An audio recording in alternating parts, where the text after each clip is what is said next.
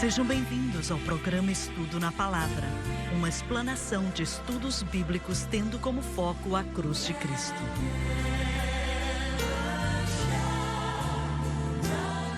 Bem-vindo hoje ao Estudo na Palavra. Eu sou o evangelista Jimmy Swaggart com Lauren Larson, David Borg, Dr. Don Paul Gray com o Dave Smith. É um prazer estar com você para estudarmos a Palavra de Deus. O livro de Daniel é um dos livros mais difíceis de entender em toda a Bíblia.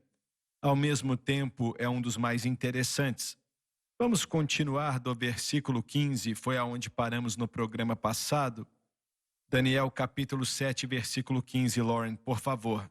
Eu, Daniel, angustiei-me em meu espírito, no meio do meu corpo, e as visões da minha cabeça atribularam-me. Vamos parar aqui um instante. Quando você lê esse livro de Daniel, você vê que servimos um Deus que sabe de tudo. E que Ele está agora falando do futuro, até o tempo do anticristo, que vamos estudar um pouco mais tarde. Deus sabe de tudo. Sabe o que vai acontecer com várias nações do mundo, por que isso vai acontecer com elas, quando as coisas vão acontecer com elas, e Ele dá a Daniel um adiantamento de tudo isso. E daqui a pouco vamos descobrir o que Daniel estava ouvindo e o que ele estava observando. E eu fico maravilhado. Quando diz que a visão que ele teve o atribulou, dá para entender por quê. Porque ele viu que estava tendo uma visão de grande significância. Mas ele não sabia o que era. Se nós não tivéssemos noção nenhuma do futuro e alguém nos dissesse algo que aconteceria 2000 e tantos anos depois no futuro,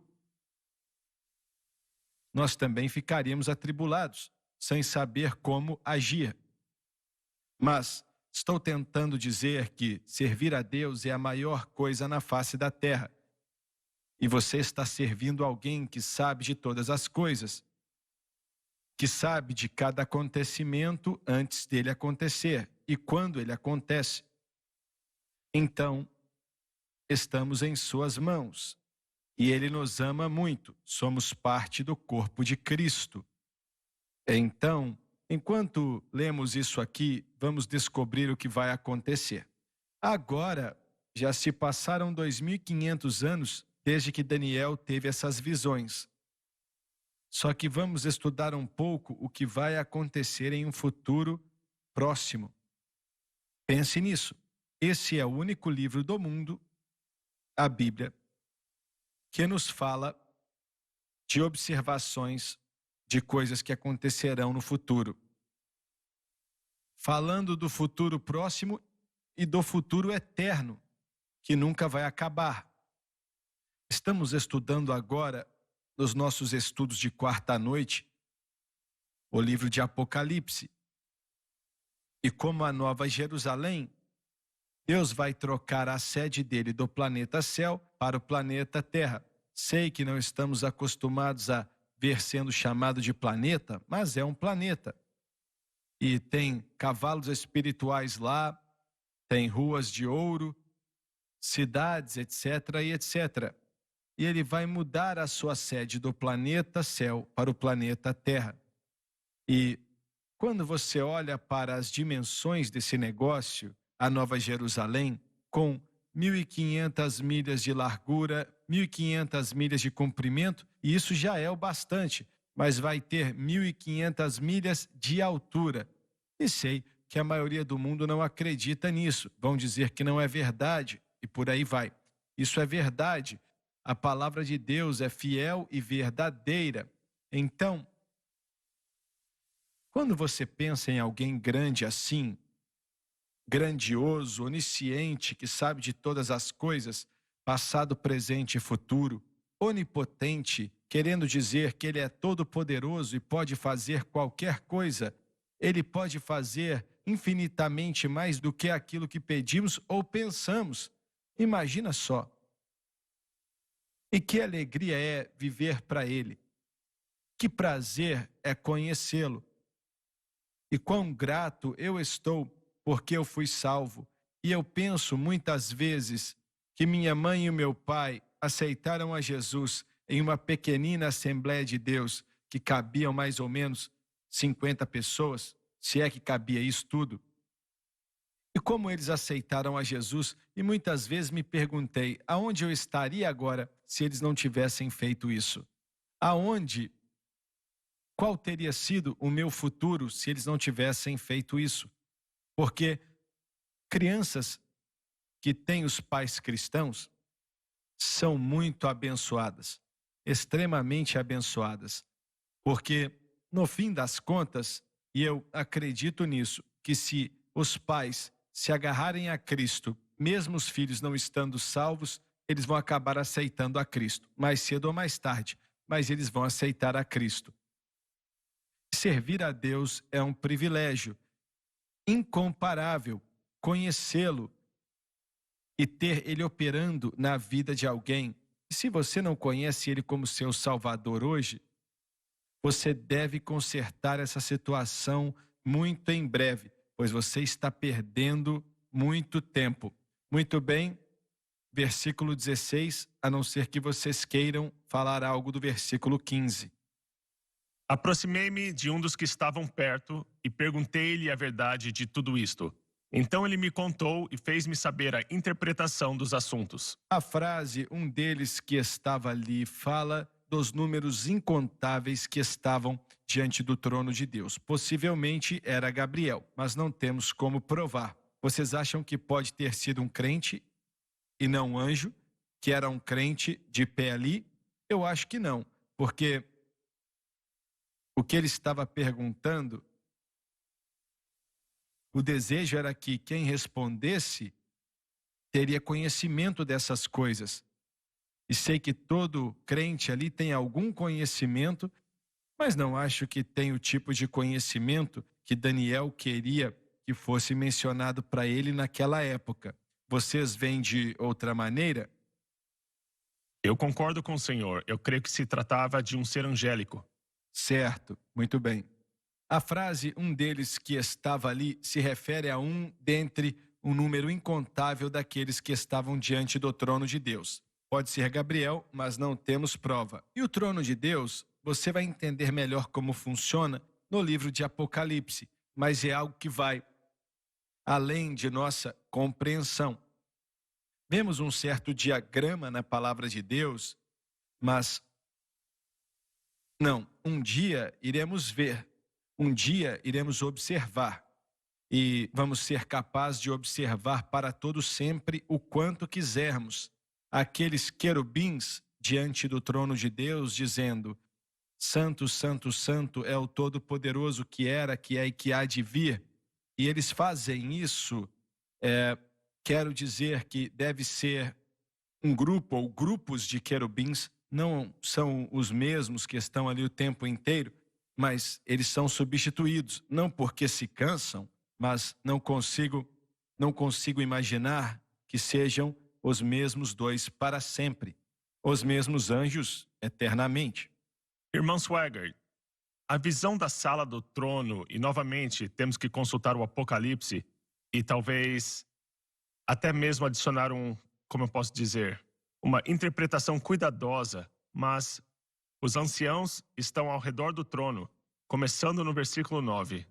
O que você estava para dizer? Bem, o que eu estou tentando dizer é que tem anciãos ao redor do trono no livro de Apocalipse e podem ser... Estes são crentes, esses anciãos. Correto. Sim, eles são. E eu creio, e já falamos disso em programas diferentes, portanto é bem provável que aqueles anciãos estejam lá por um certo período e depois eles mudam, se revezam. E a razão é... Eu acho que é verdade. Na época de Davi, quando ele estabeleceu a adoração no templo e o processo dos sacerdotes, eles vinham ao longo de seu caminho. Então, gradualmente, eles eram crentes que vieram e sacerdotes, eles tinham de ser levitas e sacerdotes que vinham fazer o serviço do templo em seu curso. Por exemplo, quando Zacarias... Eram 24 cursos por ano, não é? Exatamente, sim. E a questão era, eles iam uma vez por ano ou eles iam a cada 2 anos? E por aí vai. Mas de qualquer forma, era rotativo. É isso que eu quero dizer. Certo. E, em primeiro lugar, o próprio crente é considerado um sacerdote e rei para com o Senhor. O que Davi viu e as instruções que o Espírito Santo deu a ele sobre como formalizar essas coisas, de alguma maneira mostrava o trono de Deus. Correto. E é por isso que supõe-se de que se trata de seres que se revezam. Mas, se os anciãos se revezam e todos os cristãos têm a oportunidade de serem anciãos, Jesus disse no livro de Apocalipse: ao que vencer, lhe concederei que se assente comigo no meu trono. Então parece haver a promessa de que todo crente estará lá alguma vez. Tendo dito tudo isto, e talvez seja tudo uma suposição, mas, tendo dito essas coisas, se este ser foi capaz de dar a interpretação dos sonhos de Daniel, então as pessoas que estão no céu receberam conhecimento divino relativo ao futuro e às coisas de Deus. Eu imagino que sim, tenho que fazer essa pergunta. Não acredito que eles sabem o tanto quanto Deus sabe. Não, mas todo o processo de se tornar cristão e o plano de redenção de Deus é o de se alcançar um momento em que Deus possa novamente começar a plantar em sua mais elevada criação o conhecimento que ele tem. Eu creio nisso sim. Sim, do universo. Então, é bem provável que essa pessoa, qualquer cristão, poderia ser o receptáculo do conhecimento divino e poderia compartilhá-lo com Daniel, se tudo isso for verdade. Verdade, acredito nisso também. Só que ao mesmo tempo, tem que ser a vontade de Deus. Daniel disse que esse indivíduo que estava mostrando a ele, ou dando as respostas para as perguntas que ele tinha, ele disse que me fez entender a interpretação das coisas. O que eu quero saber é que se os cristãos pedirem sabedoria para o Senhor agora, em relação a seja qual for a situação, sobre as profecias bíblicas, porque não acho que o Senhor vai me ajudar a chegar até um carro e eu falar: Deus, me dá informação sobre como isso funciona ou como consertar esse carro. Eu acho que ele não vai fazer isso. Ainda que uma vez Deus curou um carro velho que eu tinha. Mas olha, vocês acham que o Senhor vai dar a interpretação de declarações proféticas se pedirmos para ele? Certamente, é possível. Se lermos o livro de Tiago, capítulo 1, somos informados de que se nos faltar conhecimento sobre algo, e isso tem a ver... Se alguém não tem sabedoria, peça para Deus que dá gratuitamente para todos os homens. Sim, exatamente o que eu quero dizer. Se algum de vós tem falta de sabedoria, peça a Deus, que a todos os homens dá liberalmente e sem acepção, e lhe será concedida. Mas peça com fé, não hesitando. Portanto, eu diria o que o Senhor disse ao final da primeira parte deste programa. Tudo está sujeito à aprovação de Deus, à liberação da informação, mas ao mesmo tempo, nós somos exortados a pedir. O Senhor disse para o profeta que ele não ia fazer nada sem dizer para os seus profetas correto. O que ele ia fazer. Exato. E eu penso que isso tem a ver com o futuro. Tiago lida mais com as circunstâncias e situações do dia a dia da vida. Certo. Mas ainda demonstra uma vontade de Deus em revelar aquilo que precisamos saber. Então responda aqui para mim. Quando eu tinha 8 anos de idade, talvez tivesse 9 na época, mas vamos dizer que eu tinha 9. Estávamos com reuniões de oração na igreja todas as manhãs. O avivamento estava sobre a nossa vida e o irmão Janway, e você se lembra dele, ele era o superintendente das Assembleias de Deus em Louisiana, um bom homem. Na época ele era um jovem apenas um jovem, e o Senhor começou a tocar o meu coração. Eu acho que foi em 1944.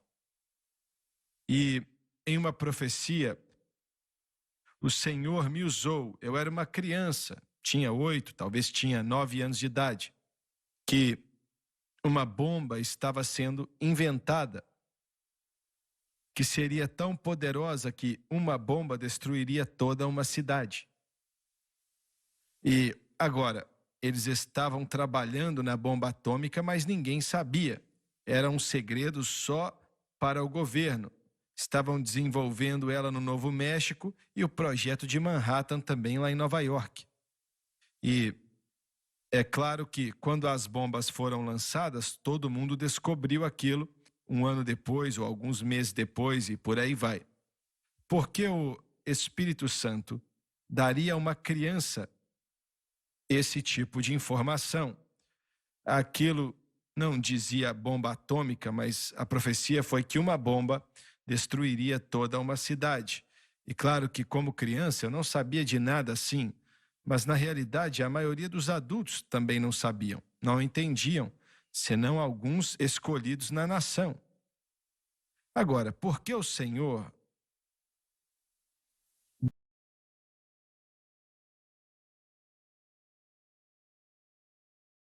sabia o que fazer com aquilo? Apenas escutaram e ouviram. E foi assim por vários dias. Vocês sabem algo sobre isso? Posso lhe fazer uma pergunta? O que o senhor pensou quando ouviu falar da bomba lançada sobre Hiroshima e Nagasaki? Que tipo de impacto aquilo teve sobre o senhor? Dave, como você falou outro dia, já faz muito tempo atrás. Eu Eu fico imaginando que aquilo teve um enorme impacto sobre o senhor. Uau, Deus me falou sobre isso. eu não lembro o que falei. Se eu tentar falar alguma coisa, não vou estar falando a verdade. Eu não lembro de nada. Mas eu creio. ah, Uma criança não qualifica as coisas como um adulto faz. não. Eu sabia daquilo e sabia que aquele era o cumprimento da profecia. Mas eu não lembro se minha mãe e meu pai falaram alguma coisa. Imagino que sim, mas eu não me lembro disso. Pode ter sido, irmão Swagger, apenas para lhe dar confiança, mesmo sendo tão jovem, pois o Senhor ouviu de Deus e isso edificou sua fé e talvez também a fé das pessoas que estavam naquela sala com você.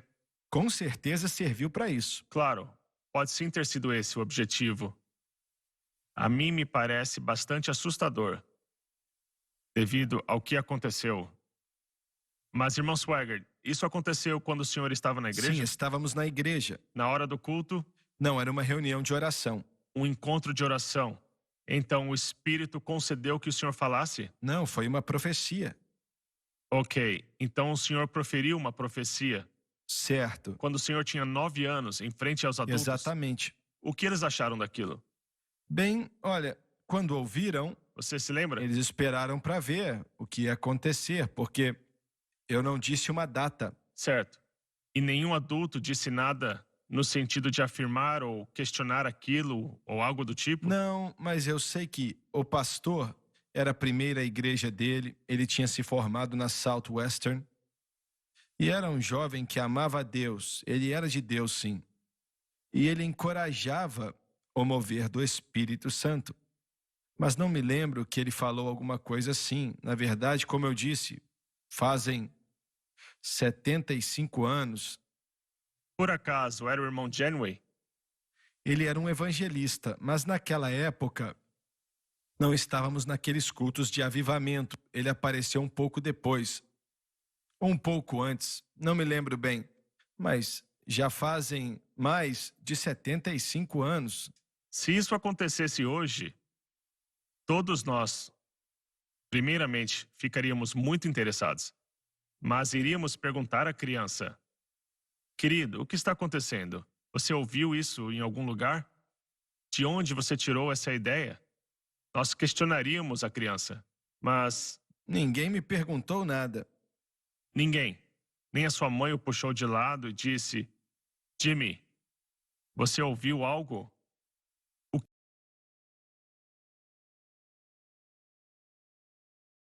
foi algo totalmente espiritual, algum tipo de... Eu não me lembro ali que eu não ouvi, mas Certo. eu não me lembro de nada que tenha sido dito, se é que foi dito. E mais tarde em sua vida adulta ou na adolescência, seus pais o abordaram sobre isso? Eu não lembro se falaram. Porque é tão incomum Sim, e a força disso, com toda a seriedade, é que foi uma verdadeira previsão. E aconteceu. Certo. Então, nesse sentido, Verdade. isso se torna algo muito crítico, importante. O porquê aquilo aconteceu, o porquê Deus lhe falou, somente Deus sabe, sendo o senhor um garoto. Foi muito detalhado que seria uma bomba e destruiria toda a cidade. Isso nunca havia acontecido antes. Não. Uma das coisas que devemos nos lembrar é que quando um dom verdadeiro está em operação, a congregação sente. A gente sente, o corpo de Cristo deve ser capaz de discernir o que é real do que não é.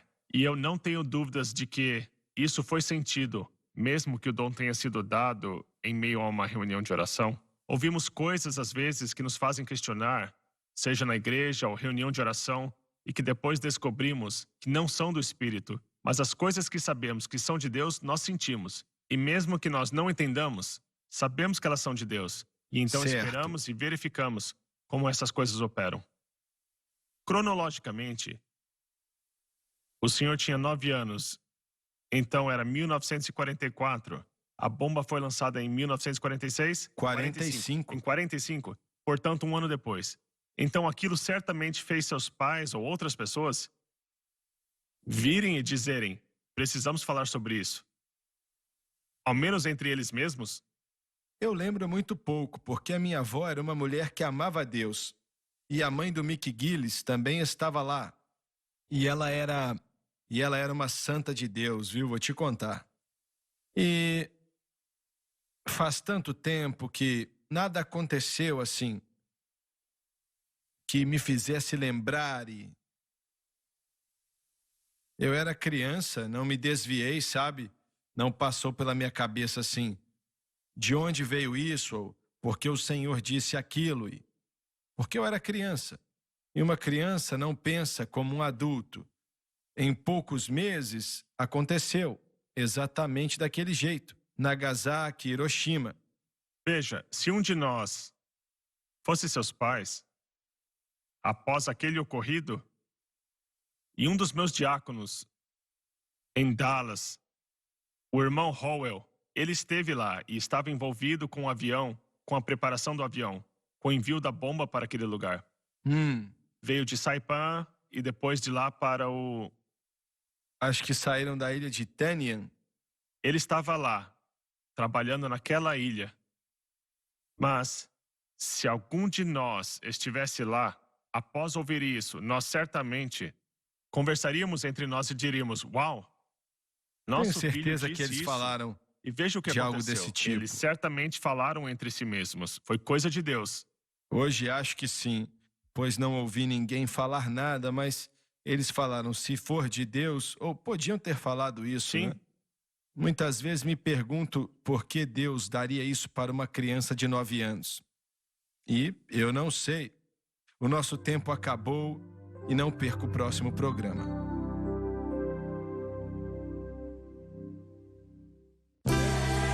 Obrigada por ter assistido o programa Estudo na Palavra.